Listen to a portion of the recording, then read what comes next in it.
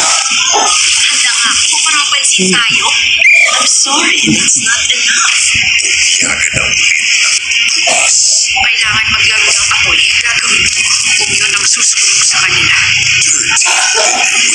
30 p.m. Saturday, CPN.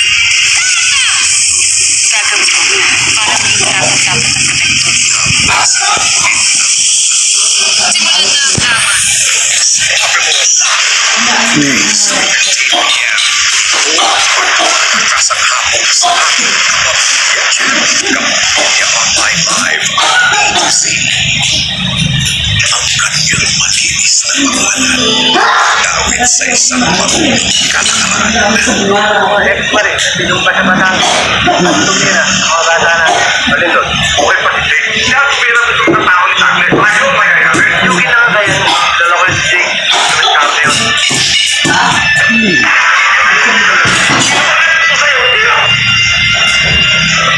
Diskarte sa Blockbusters 15 p.m. Ang nag-iisang Mylene Dizon, Hindi niya siya ihanap na katarungan. dekalibreng aktres ng kanyang panahon. I was supposed to give you that on Saturday. Alamin ang pagkakaiba ng kanyang pagiging ina sa harap ng kamera at sa tunay na buhay. I play both mommy at saka daddy. I have to be strict and at the same time fun. Dumalaw sa set ng Pamilya Sagrado kasama si Mercedes Sagrado. Ngayong linggo na sa Tao Po!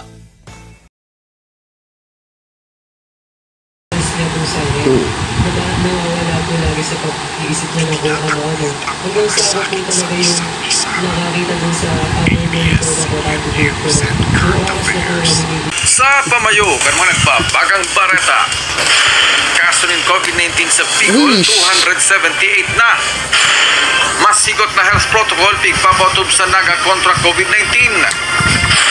Helang na leprosy, piga-andaman kan DOH. Naga City Abatwa, balik operasyon na at siya nabanggi. NMIS nagpatanit sa pagbakaling karne online.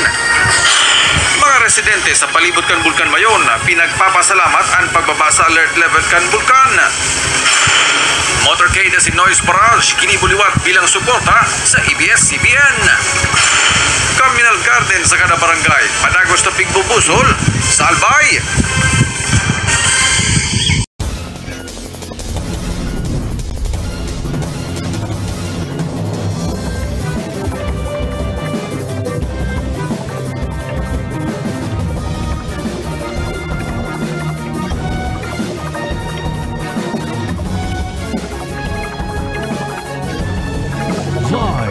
Halik sa ABS-CBN News Center, Naga. Ini ang TV Patrol Bicol.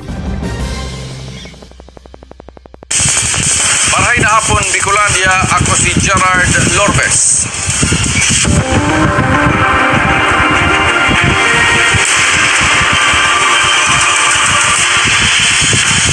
Buminagol na sa 278 ang total na bilang kan mga Bicolanong nagpositibo sa COVID-19.